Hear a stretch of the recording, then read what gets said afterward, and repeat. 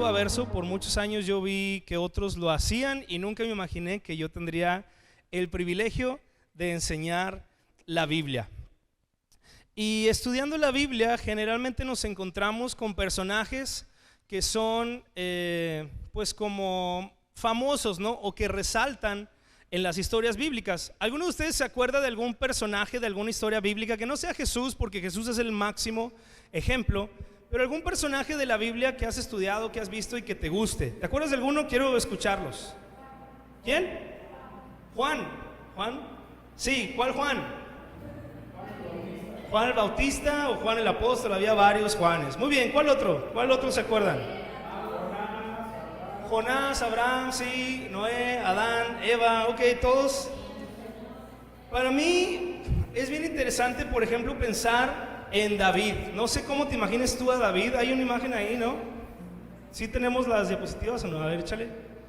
¿Te imaginas cómo se veía David antes de poder ir a enfrentar a Goliat? Estaba ahí preparándose. Curiosamente se parece a uno de nuestros hermanos aquí en la iglesia.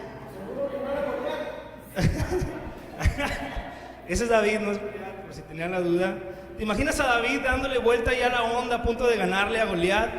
O a lo mejor te imaginas a Pedro estando ahí en la barca a punto de salir a caminar sobre el mar, ¿no? Con una cara de una cara de duda.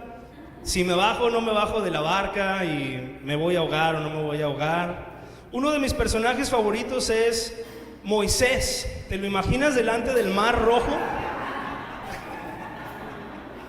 ¿Te lo imaginas ahí? Delante del mar vienen los egipcios persiguiéndolos y él levanta su vara, como ahí le tomaron esta foto. Hablé con un ángel y le tomó foto y me la trajo hasta el pleno año 2019. Hoy, curiosamente, vamos a hablar de un personaje que probablemente no sería el más común o el más favorito, o ninguno de los que ustedes mencionaron, porque podríamos ni siquiera decir que fuera un creyente o un cristiano o un seguidor de Dios, porque era el rey de Babilonia, una nación pagana, y este hombre se llamaba Nabucodonosor. Ya hemos hablado de él no tenemos foto, porque ya no tenemos más líderes ni pastores en la iglesia, y ya no tuve a quien más ponerle la cara, pero vamos a estar hablando de este hombre llamado Nabucodonosor. Recuerda que estamos continuando con nuestra serie en el libro de Daniel y estamos viendo lecciones del pasado y esperanza para el futuro. Ese es el tema de la serie y nuestro título de hoy es el siguiente: lecciones de un creyente inesperado. Si estás tomando nota, apúntalo. Este es el título de nuestro estudio de hoy, lecciones de un creyente inesperado, y vamos a estar viendo el capítulo número 4 de Daniel.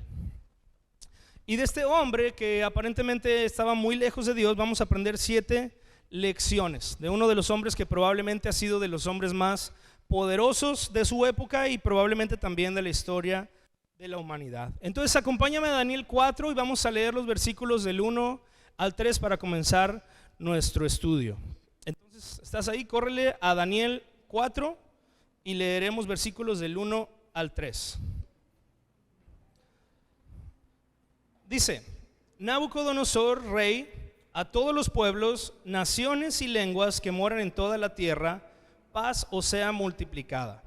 Conviene que yo declare las señales y milagros que el Dios Altísimo ha hecho conmigo. Cuán grandes son sus señales y cuán potentes sus maravillas. Su reino, reino sempiterno, y su señorío de generación en generación. Vamos a orar. Señor, hoy mientras estudiamos este libro de Daniel, queremos pedirte que tú envíes tu Espíritu Santo a nosotros, Señor, porque las cosas espirituales se entienden espiritualmente, Señor, y no queremos pretender entender tu palabra desde un punto de vista solamente mental o social, sino a través de tu Espíritu Santo, Señor. Así que esta noche háblanos, revélanos tu palabra y permite que nos transforme, Señor, en el nombre de Jesús. Amén. Al leer estas palabras, pareciera que estuviéramos escuchando como a un gran profeta, ¿no te imaginas? A un cristiano muy comprometido, a lo mejor a un levita o a un líder de alabanza. ¿Te fijaste todo lo que dice este hombre? conviene que yo declare las señales y milagros que el Dios Altísimo ha hecho conmigo. Es bien interesante que estas palabras vengan de un rey, de una nación que se dedicaba completamente a adorar ídolos. ¿Me explico? En la historia bíblica tenemos al pueblo de Israel, que fue el pueblo escogido por Dios para adorarle solo a Él. Era el único pueblo que tenía un solo Dios, un pueblo monoteísta, lo llamamos. Todas las demás naciones alrededor, los egipcios, los babilónicos, todos alrededor tenían muchos dioses, lo cual la Biblia llama idolatría, porque solamente existe un Dios verdadero.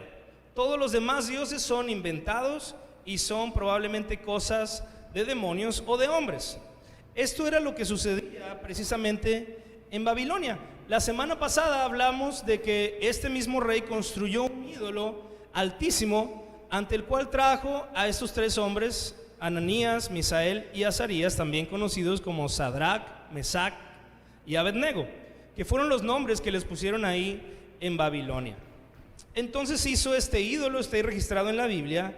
Además hay registros históricos de que este rey se dedicó a construir un montón de templos para todos los dioses que ellos adoraban. De hecho, si su nombre te parece complicado, es porque lo es. Nabucodonosor. Este nombre no es realmente su nombre. Déjame te explico. En esta época la gente acostumbraba a ponerse nombres con más significado. Y lo que su nombre significa es una frase que consiste en esto: Oh Nabú, defiende mi imperio. En el idioma de ellos, él se llamaba Oh Nabú, defiende mi imperio. ¿Me explico? Es como que una frase que nosotros partiríamos en diferentes palabras, ellos la ponían toda junta. Es algo así como el idioma alemán o el náhuatl. En el náhuatl, una oración se convierte en una sola palabra. Y entonces tú puedes escuchar que alguien dice Tlape, Kaki, Piti, Lingüini, Mini, y eso significa el señor de los elotes, o una cosa así. Nosotros separamos, no, estoy inventando, no hablo náhuatl, todos se quedaron como ¡ah! El pastor habla náhuatl. No, estoy inventando, no se dice así. Va a llegar comprando elotes y diciendo eso y era un invento nada más. A lo que voy es que la palabra Nabucodonosor significa, o es la frase, Nabú defiende mi imperio. En el idioma de ellos se decía, eran tres palabras, Nabucodonosor.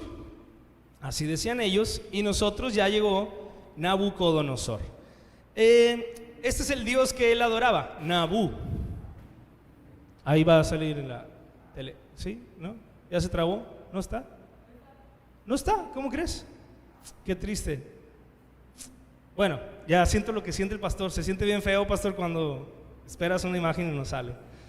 Entonces, este rey pagano, adorador de Nabú y de muchos otros, empieza diciendo algo que usaba el pueblo de Israel. Esta frase, paz o sea multiplicada, lo mismo que escuchamos a los judíos o a los hebreos decir cuando dicen shalom o shalom alejem, algo así.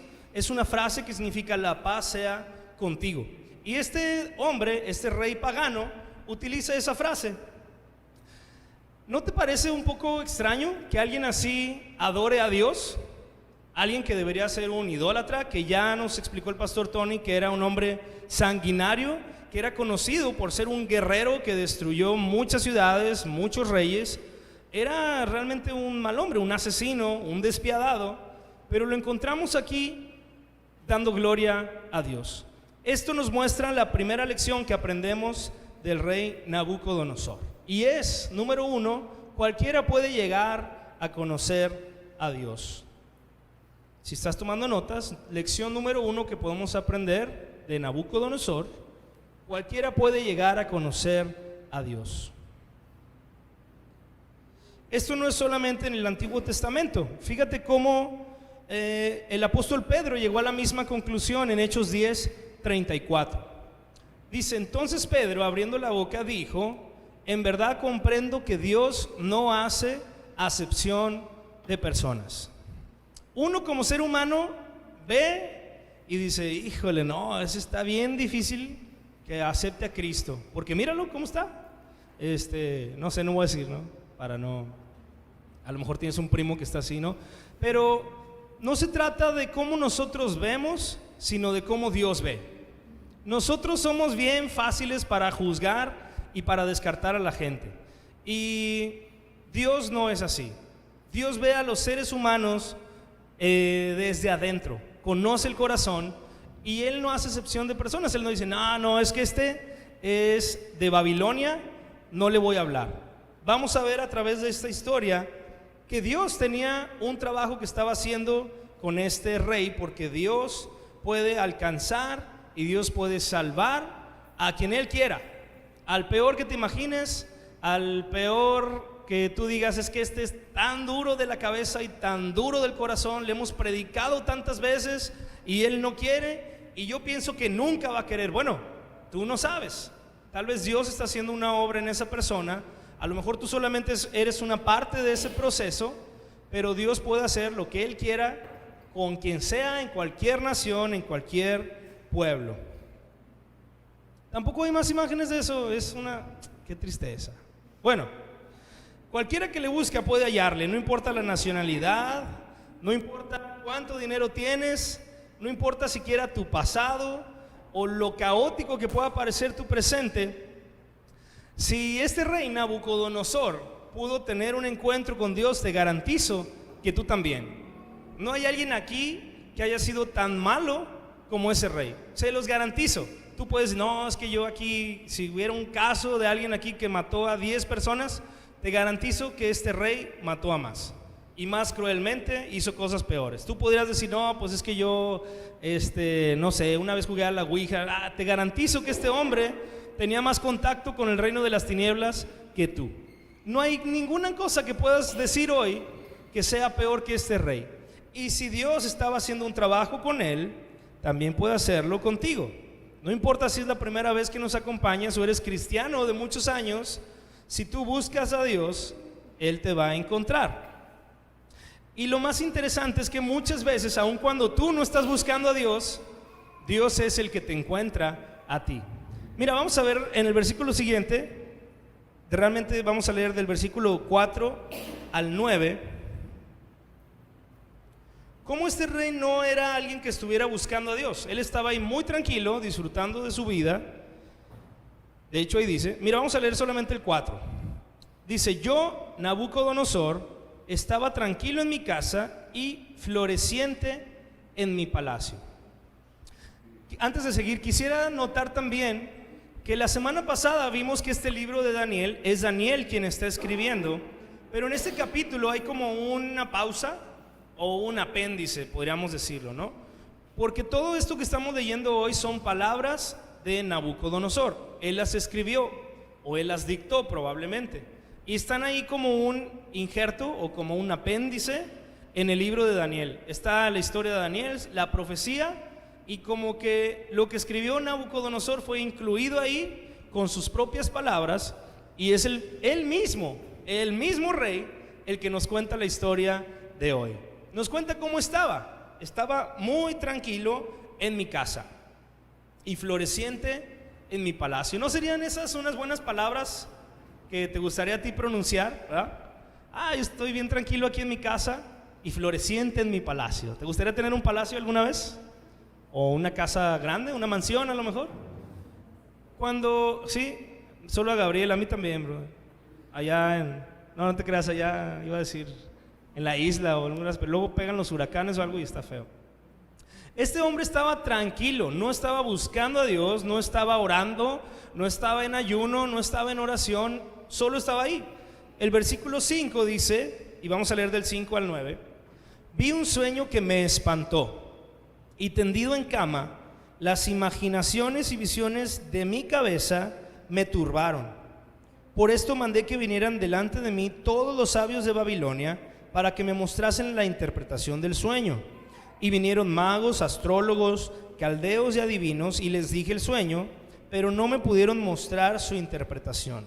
Hasta que entró delante de mí Daniel, cuyo nombre es Belsasar, como el nombre de mi Dios, y en quien mora el espíritu de los dioses santos.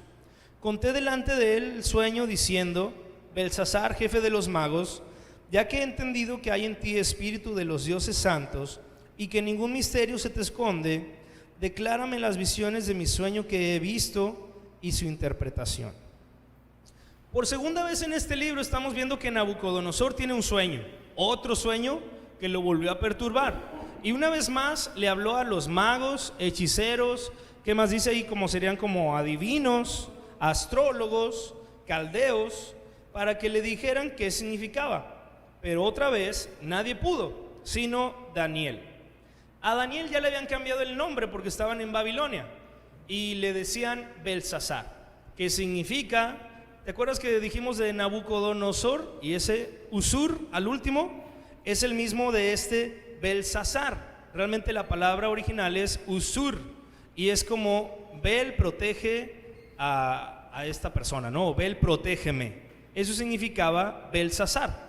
O sea que a Daniel le habían puesto un nombre de un ídolo de ahí de Babilonia. Ya por lo menos vimos que Nabucodonosor adoraba a Nabú y a Bel, que era otro dios. Por eso le pusieron ahí Belsasar, y por eso dice ahí como el nombre de mi Dios. Eso es lo que significa. Y este hombre estaba bien perdido. Para que veas que él no tenía idea de Dios, fíjate cómo dice que vino Daniel, en quien moraba el espíritu de los dioses santos. Él estaba tan perdido, no conocía nada a Dios y pensaba que Dios eran varios, así como sus ídolos. Dice que le contó el sueño y luego vuelve a decir: he entendido que en ti, espíritu de los dioses santos. O sea, él estaba súper perdido. Él no entendía que nuestro Dios es uno solo. Y Daniel es el encargado en esta segunda ocasión de interpretar este sueño. Es un sueño que espantó a Nabucodonosor. ¿Cómo le llamamos nosotros a los sueños que nos espantan? Pesadillas, que a veces te dan por comer quesadillas. Muchas quesadillas te hacen tener pesadillas. Un sueño que nos espanta o que nos turba, generalmente se nos queda grabado todo el día y a veces por años o por meses. ¿Te acuerdas de alguna pesadilla que hayas tenido hace muchos años? ¿Recuerdas de qué trataba y todo? ¿O se te olvidaron? No sé. También hay sueños que pueden venir de parte de Dios. Y esos sueños también pueden ser, por decirlo de alguna manera, perturbantes o espantarnos. Porque a veces lo que Dios nos revela puede ser perturbador. ¿Cómo puedo yo saber si un sueño que tuve es un sueño como de Dios, o Dios me está hablando, o a lo mejor solamente me aluciné y estoy loco o soñé una cosa rara? Pues probablemente si es un sueño que se te queda grabado, que te turba, que te espanta. En mi caso, que me despierta. Yo tengo el sueño bien pesado. Y cuando vivíamos en Torreón, Coahuila, bueno, realmente vivíamos en Gómez Palacio. Estoy como la de Maniadero, que dice que era de San Diego. No, no es cierto. En Gómez Palacio vivíamos a media cuadra del tren. El tren, ¿no? Y hace un ruidazo que pocas personas pueden dormir alrededor de esa colonia. Pues yo, en 30 años que viví en esa casa, nunca me despertó el tren. A lo mejor así nací, a lo mejor así me hice, no sé, pero nunca escuché el tren. Alrededor de mí puede estarse cayendo el mundo y yo no despierto. Es un don que Dios me dio. No sé si es un día, ¿no? Entonces, cuando un sueño me despierta, quiere decir que es de Dios, porque no es fácil despertarme. Hay pocas veces en las que me ha pasado que he soñado algo, pero cuando las he soñado, creo que han sido de Dios, porque después me mueven a orar. Si tú tienes un sueño que te despierta a las 3, 4 de la mañana y dices: ay caray, ¿por qué soñé eso? Soñé con Conchita, ¿no? ¿Por qué soñé con Conchita? Ay, pues quién sabe. Y te vuelves a dormir. Bueno, probablemente Dios te esté moviendo a orar por Conchita.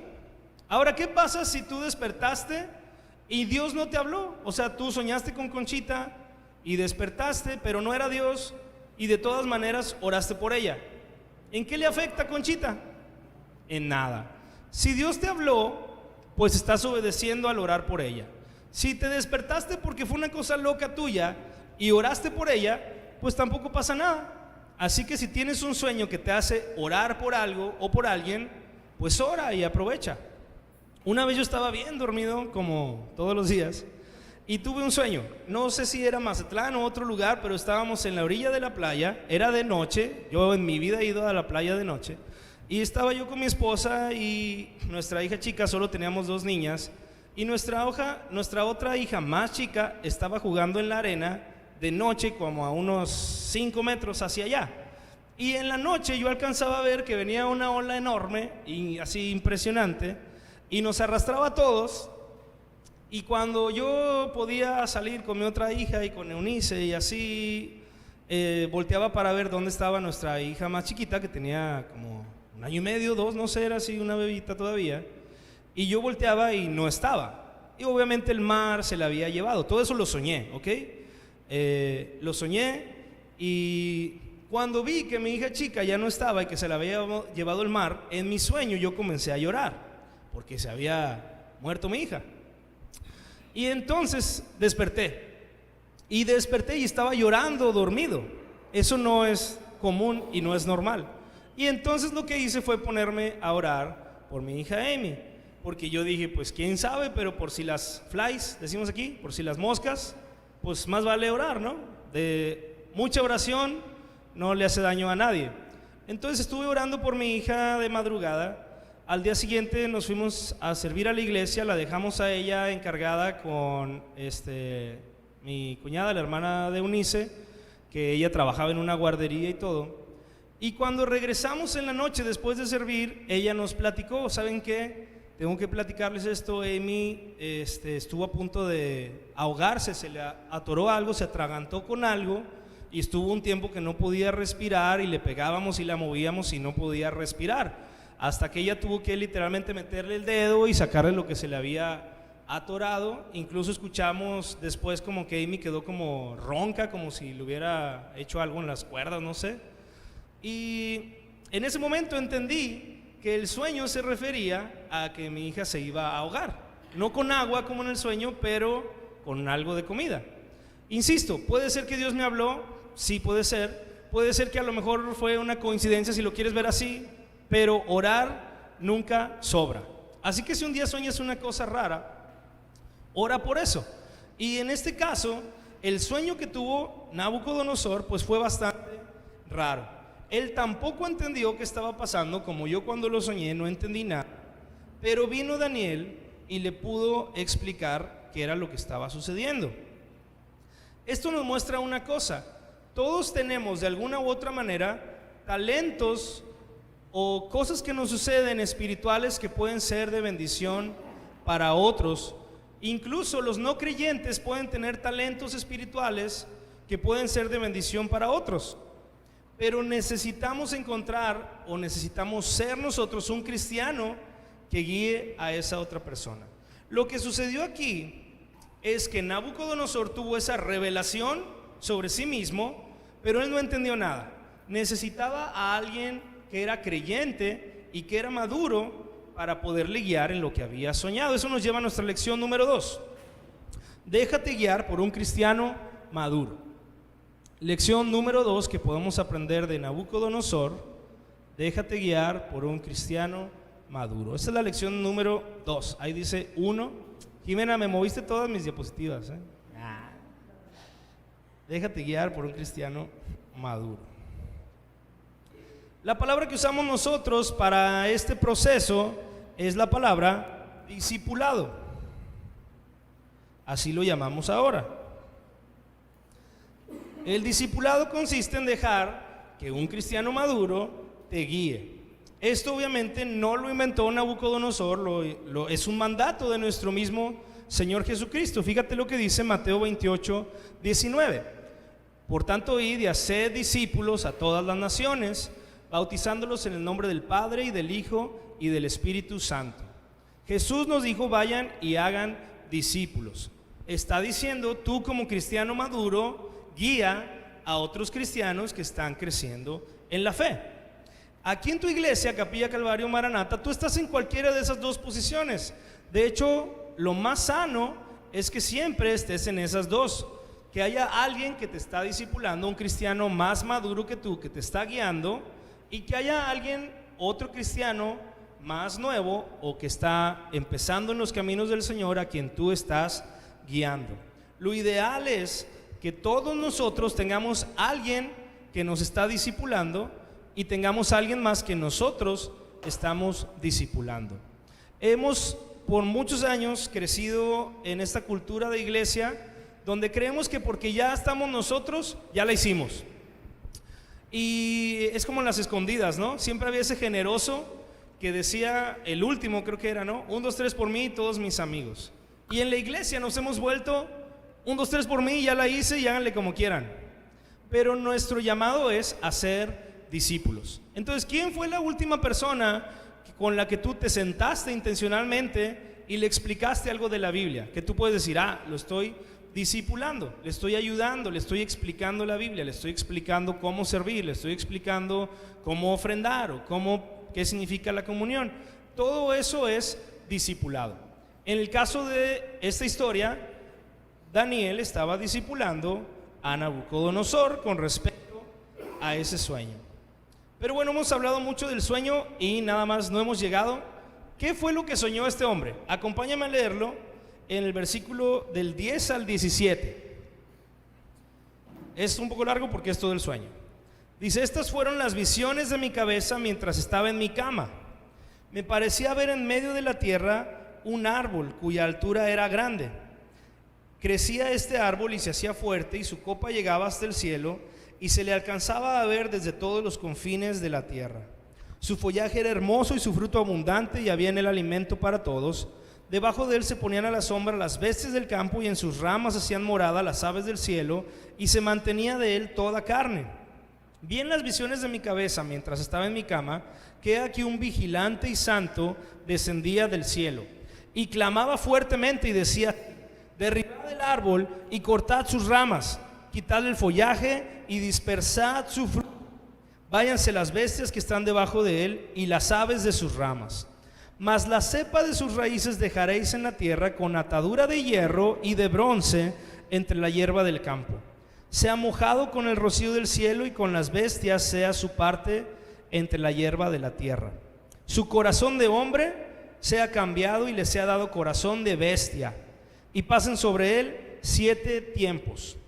La sentencia es por decreto de los vigilantes y por dicho de los santos la resolución, para que conozcan los vivientes que el Altísimo gobierna el reino de los hombres, y que a quien él quiere lo da, y constituye sobre él al más bajo de los hombres.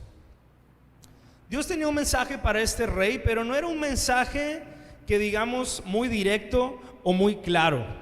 De hecho, se le muestra en un sueño este mensaje con la forma de un árbol. Hay ocasiones en las que Dios nos va a hablar a través de símbolos. Dios le mostró el símbolo de un árbol a Nabucodonosor, y después vamos a ver qué significa.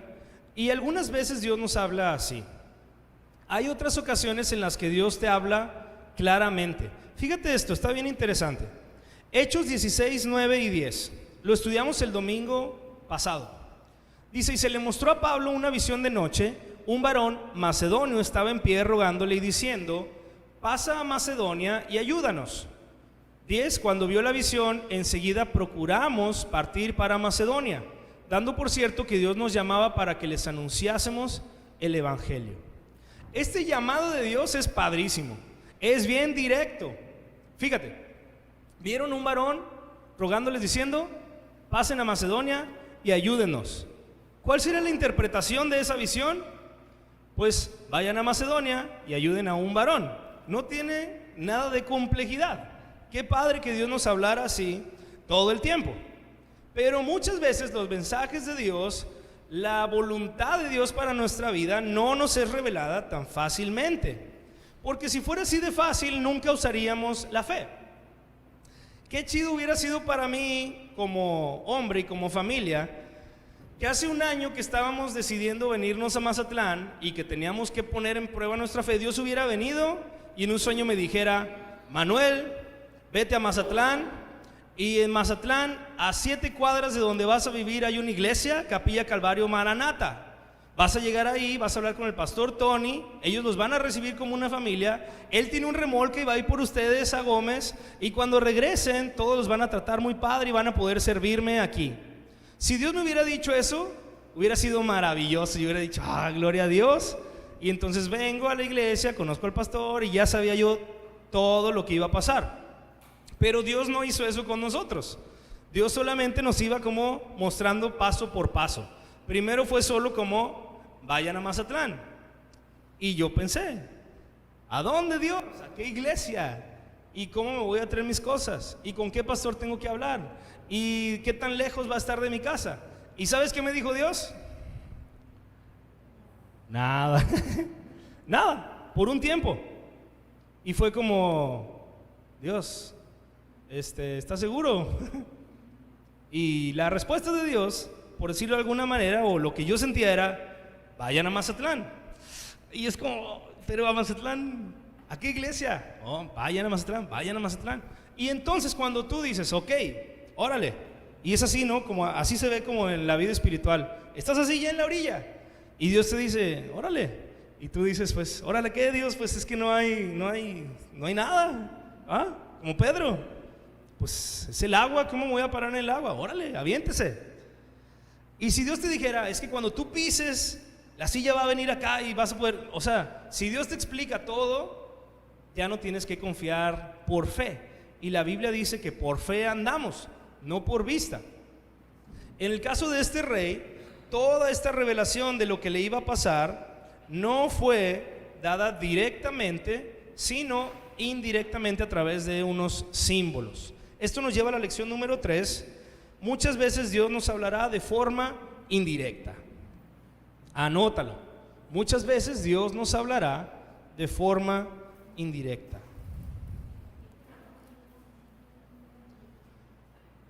A veces Dios nos habla y quisiéramos que fuera una voz así, ¿no? Ve para allá y haz aquí. Y tú preguntaras, oye Dios, ¿qué tengo que estudiar? Y que hubiera una voz que dijera, arquitectura. Y ya, dijera, viene un ángel y me dijo, no.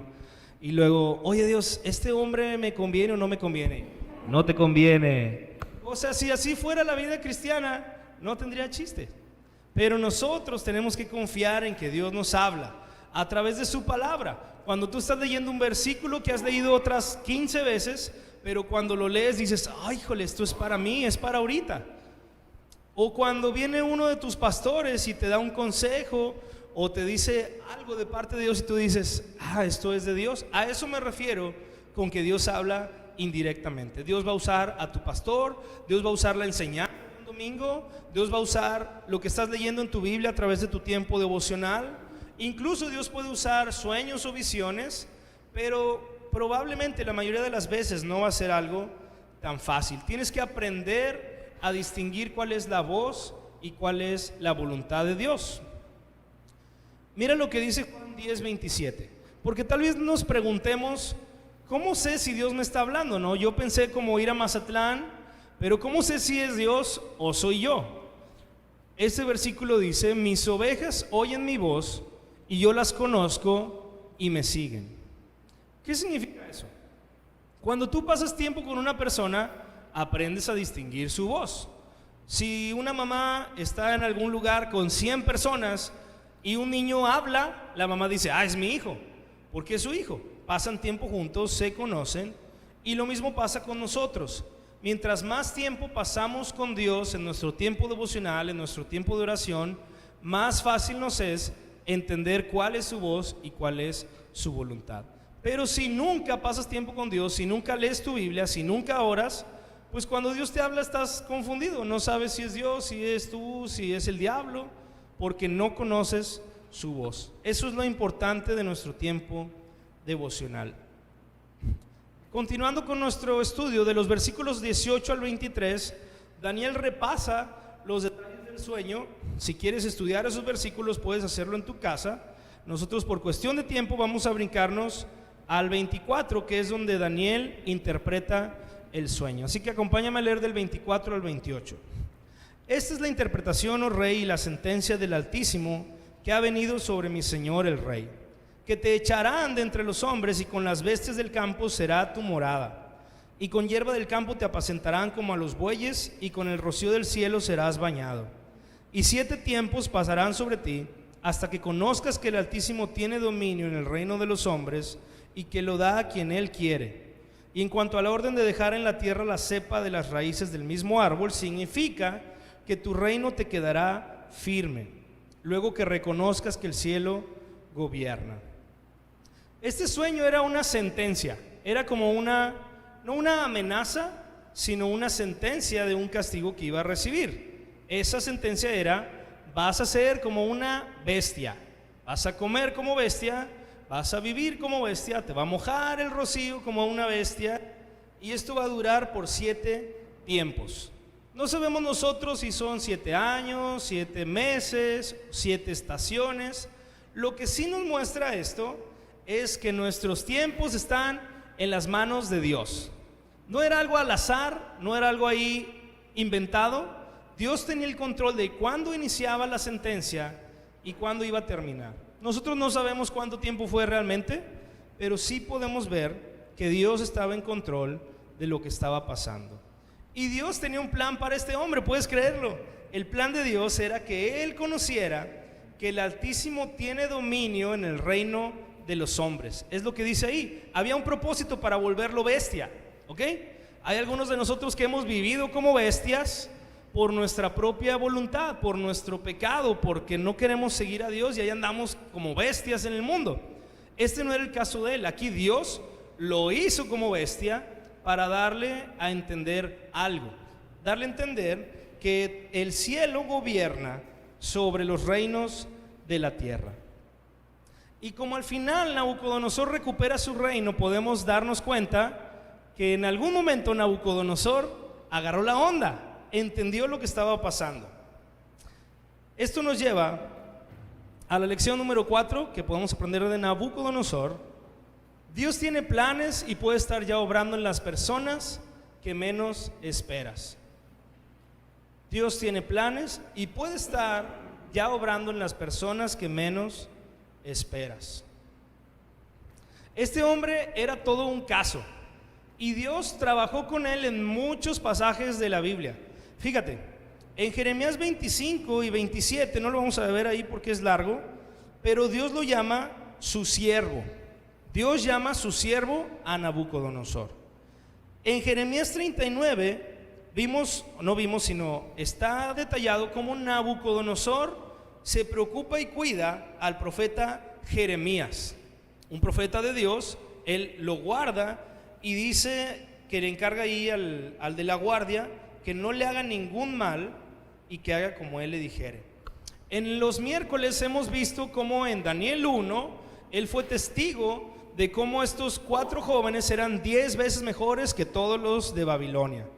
Después en Daniel 2, vimos cómo Daniel le interpreta un sueño imposible que habla sobre el fin de los tiempos. ¿Te acuerdas de esta estatua que tiene cabeza de oro, brazos de plata, abdomen de bronce, piernas de hierro y pies de barro con acero, una cosa así? Dios le revela eso. En el versículo 3 tiene un encuentro cercano con Dios cuando ve que 3 hombres son echados a un horno de fuego y luego él ve a 4 personas ahí. O sea, cada capítulo de Daniel hasta ahora, Nabucodonosor está teniendo un impacto con algo que Dios está haciendo. Y ahora en Daniel 4, otro sueño. ¿Podrías negar que Dios estaba haciendo algo con este hombre? No, probablemente está haciendo aquí en 4 capítulos más que en la vida de muchos de nosotros. Dios tenía un plan con él. Y así nosotros no podemos descartar a alguien que veamos en la calle. A lo mejor tú ves al peor drogadicto y dices, no, pues a él ni le predico porque mira cómo anda. Tú no sabes si Dios ya está haciendo algo en esa persona y tú vas a ser la última gota, la última empujón para que él pueda decir, sí, necesito a Jesús. Así que no cierres tu boca de predicar el evangelio. A pesar de todo esto, Nabucodonosor pues sigue sin agarrar la onda hasta este momento, porque mira lo que pasa en el versículo 27 y 28. Daniel le da un consejo. Oh rey, acepta mi consejo. Tus pecados redime con justicia y tus iniquidades haciendo misericordias para con los oprimidos, pues tal vez será eso una prolongación de tu tranquilidad. Todo esto vino sobre el rey Nabucodonosor. Daniel le da un consejo, como entre compas, ¿no? Oye, rey, pues mira, a mí me tocó la mala noticia de venir a darte la sentencia. Te va Dios a convertir en una bestia y vas a estar ahí 7 tiempos, pero yo te aconsejo que hagas buenas obras, que ayudes a los oprimidos. Tal vez eso te ayude a prolongar tu tranquilidad. ¿Alguna vez te han dado un consejo que no aceptaste? Consejos van y consejos vienen. Y híjole, yo me acuerdo una vez que mi mamá me dijo: esa muchachita no te conviene. No era Eunice, gracias a Dios, mi esposa. Era otra. Antes de Eunice yo no conocía a mi amada esposa. Pero como buen joven yo dije: mamá, es que no la conoces. Yo la amo. No, no es cierto, yo no dije eso. Pero las mamás saben todo. Las mamás tienen como un don especial de Dios. Y mi mamá tenía razón, pero yo no le hice caso y no acepté su consejo y sufrí las consecuencias de no aceptar el consejo de mi mamá. De la misma forma, Nabucodonosor sufre las consecuencias de no aceptar el consejo de Daniel. Esta es la lección número 5. Acepta los consejos de otros cristianos maduros. Número 5, que aprendemos de este rey: acepta los consejos de otros cristianos maduros. Casi nunca te lo van a decir, pero cuando alguien te da un consejo es porque ya pasó por eso. Y a veces esa persona no siguió el consejo que te está dando. ¿Sí me estoy explicando? Pero es porque ya va más adelante que tú. Ya lo sufrió, no quiere que tú sufras, te da un consejo y ya de ti depende si lo tomas o no, o si quieres aprender sufriendo, como a veces pasa. Proverbios 11:14 dice: donde no hay dirección sabia, caerá el pueblo, mas en la multitud de consejeros hay seguridad. Así que la próxima vez que tus papás, tus pastores, tus líderes te den un consejo, no lo ignores. Tal vez Dios está queriendo darte una oportunidad de que prolongues tu paz, prolongues tu tranquilidad, te libres del castigo y no seas como Nabucodonosor, que no siguió ese consejo. ¿Cómo sabemos que no siguió el consejo? Pues por lo que dice el versículo 29 al 33. Al cabo de 12 meses, o sea, pasó un año, paseando en el palacio real de Babilonia, habló el rey y dijo: ¿no es esta la gran Babilonia que yo edifiqué para casa real con la fuerza de mi poder y para gloria de mi majestad? Aún estaba la palabra en la boca del rey cuando vino una voz del cielo: a ti se te dice, rey Nabucodonosor, el reino ha sido quitado de ti, y de entre los hombres te arrojarán, y con las bestias del campo será tu habitación, y como a los bueyes te apacentarán, y 7 tiempos pasarán sobre ti, hasta que reconozcas que el Altísimo tiene el dominio en el reino de los hombres, y lo da a quien él quiere.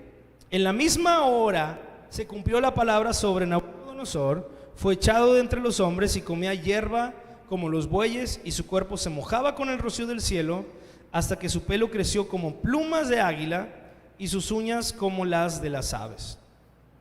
Finalmente la sentencia de Dios se cumple. De hecho dice que en esa misma hora todos los detalles que fueron anunciados en el sueño se cumplen al pie de la letra. Dios es como un papá o una mamá que cumple los castigos que promete.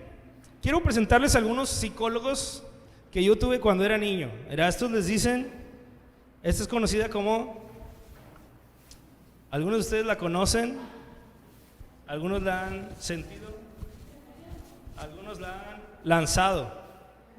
La chancla. La chancla es un método mexicano de corrección para los niños.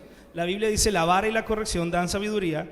Pero cuando no hay una vara a la mano, puedes usar la chancla, que generalmente las mamás más expertas la traen puesta y de un solo movimiento la levantan, la agarran en el aire y la lanzan y te da cuando vas corriendo, porque normalmente los niños aprenden a correr más rápido que la mamá, ¿verdad?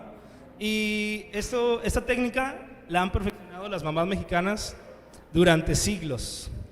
Y mientras los aztecas estaban ahí pegando la pelota con la cadera, las mamás practicaban lanzando la chancla. Y otro común también era el cinto. Este era del papá, ¿no? Algunos lo hacían que sonara y toda la cosa. Y cuando veías que ya... así, ¿no? Si tu papá te hacía así, probablemente era de los que no te pegaba. Porque los papás que de veras te daban no te decían nomás, te daban con el cinto o te perseguían. Hay una época en mi vida en la que mi papá nos daba con la escoba, a mi hermana y a mí, por rebeldes. Y cuando mi papá decía que nos iba a dar, nosotros nos reíamos. Era como, ay, pues que uno nos va a dar con la escoba, hasta que nos dio con la escoba. Y a veces pensamos que Dios es como esa mamá mexicana que dice: ya, Manuelito, te voy a castigar. No, Manuelito no, Juanito, perdón, te voy a pegar. Y el niño corre, no da vuelta y se le sube: te voy a pegar, te voy a pegar. ¿Y sabes cuándo le pega la mamá al niño? Nunca. Y el niño ya sabe y dice: ay, nunca me hace nada. No pensemos que Dios es así. No pienses que porque Dios no ha llegado con el castigo a tu vida, se le olvidó, te está dando chance. Dice la Biblia que el Señor no retarda su promesa, sino que aumenta su misericordia.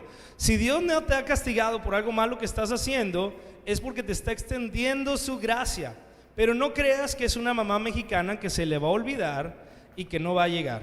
Así que lección número 6, Dios cumple sus promesas, buenas y malas. Lección número 6, Dios cumple sus promesas, buenas y malas. Si Dios ha prometido que te va a bendecir, si tú encomiendas a Él tu camino, Él va a cumplir su promesa. Pero si Dios te ha dicho que te va a castigar porque eres rebelde, porque ya te ha dicho varias veces que dejes ese pecado y tú no lo dejas, entonces también va a cumplir la promesa de castigarte. Porque el Señor al que ama castiga, como el papá al hijo que quiere, dice la Biblia. Dios no nos castiga con odio ni para destruirnos. Dios nos castiga para restaurarnos, para bendecirnos. ¿Dios castigó a Nabucodonosor? Sí, bien duro. Andar como bestia no es cualquier cosa. Mira, si yo anduviera como bestia mañana, no hay mucho problema, porque a veces así anda uno como bestia. No soy rico, no ando disfrutando las bondades de este mundo, no, y paseándome en París o sea, de donde estoy yo ahorita a bestia no hay mucha diferencia. Eso es lo que estoy tratando de decir. Pero Nabucodonosor era el rey del mundo. Tenía todos los lujos, todo lo que quisiera, y de ahí a bestia está difícil. Pero Dios no quería destruirlo, quería salvarlo, restaurarlo. Dios cumple sus promesas. Números 23:19 dice: Dios no es hombre para que mienta, ni hijo de hombre para que se arrepienta. Él dijo y no lo hará, habló y no lo ejecutará. Así que si Dios dijo que te va a bendecir, te va a bendecir. Pero si dijo que te va a castigar, también lo va a hacer por tu bien. Qué intensa historia. Finalmente leamos los versículos 34 al 37. Me encanta porque parece como un salmo, pero fue escrito por el rey de Babilonia. Fíjate: mas al fin del tiempo yo, Nabucodonosor, alcé mis ojos al cielo y mi razón me fue devuelta, y bendije al Altísimo y alabé y glorifiqué al que vive para siempre, cuyo dominio es sempiterno y su reino por todas las edades. Todos los habitantes de la tierra son considerados como nada, y Él hace según su voluntad en el ejército del cielo y en los habitantes de la tierra. No hay quien detenga su mano y le diga: ¿qué haces? En el mismo tiempo mi razón me fue devuelta, y la majestad de mi reino, mi dignidad y mi grandeza volvieron a mí, y mis gobernadores y mis consejeros me buscaron, y fui restablecido en mi reino, y mayor grandeza me fue añadida. Ahora yo, Nabucodonosor, alabo, engrandezco y glorifico al Rey del cielo, porque todas sus obras son verdaderas y sus caminos justos, y Él puede humillar a los que andan con soberbia. ¡Wow! Este rey me encanta. Termina exaltando a nuestro Dios. Ya no está hablando en plural. ¿Te acuerdas que decía los dioses santos? Ahora no se anda con confusiones. Dice exactamente engrandezco y glorifico al Rey del cielo, al único Rey del cielo. Estoy considerando seriamente usar estas palabras para escribir una canción, porque estoy seguro que sería una canción de adoración, de mucha bendición. Son palabras muy padres. Se podría llamar algo como el canto de Nabucodonosor, pero está muy difícil, a lo mejor hay que cambiarle de nombre. Lección número 7 que aprendemos del rey Nabucodonosor. Tarde o temprano todos confesarán que el Señor es Dios. Lección número 7, tarde o temprano todos confesarán que el Señor es Dios. Dice Romanos 14:11, porque escrito está, vivo yo, dice el Señor, que ante mí se doblará toda rodilla y toda lengua confesará a Dios. Mira, tarde o temprano todos vamos a dar gloria a Dios. No se trata de que tú digas, es que yo soy ateo y cuando me muera, pues como yo soy ateo, yo no voy a ir delante de Dios. No funciona así. Todos vamos a estar delante de Dios algún día y vamos a estar ahí delante de Él para glorificarle y para alabarle, sea porque Él te salvó y tú dices, wow, Dios me salvó, envió a su Hijo Jesús y yo le alabo y le glorifico. O puede ser el otro caso y que tú seas uno de los que rechazaron a Jesús, pero de todas maneras vas a tener que llegar delante de Dios y decir, wow, o sea, es grande, es increíble, es temible y es digno de adoración. Va a ser demasiado tarde para algunos, pero toda lengua confesará que el Señor es Dios. En el caso de Nabucodonosor, sucedió antes de llegar al cielo. Yo personalmente creo firmemente que este hombre acabó siendo un creyente. Con esas palabras al final, es como si fuera un cristiano prácticamente. Así que nosotros no debemos menospreciar a nadie, porque no sabemos Dios a quien quiere salvar. ¿Sale? No veas a nadie en tu colonia, en tu barrio, en tu casa como, no, ese Dios no lo salva, o ese está muy perdido. No, si Dios salvó y Dios le habló y tenía un plan con Nabucodonosor, lo puede hacer con cualquiera. Así que nuestra responsabilidad es predicarle a todos, aprender de todos, porque incluso de este hombre podemos aprender, y que no nos sorprenda cuando lleguemos al cielo y veamos ahí a Nabucodonosor. Para mí va a ser increíble poder verlo ahí después de ver a Jesús y a todos los héroes de la fe que quieras, y poder llegar yo ahí con Nabucodonosor y decirle, hermano, gusto de conocerte, qué padre, qué mal estuvo eso de que te hiciste bestia, pero qué bueno que estás aquí, gloria a Dios. Y poder encontrar ahí este rey que consideraríamos un pagano, un sanguinario, pero que al final resultó ser un creyente inesperado, ¿no? Que pudo ver y alabar a nuestro Señor y Dios. Me encanta esta historia. Estas son las buenas noticias de las 7 lecciones de un creyente inesperado, el rey Nabucodonosor.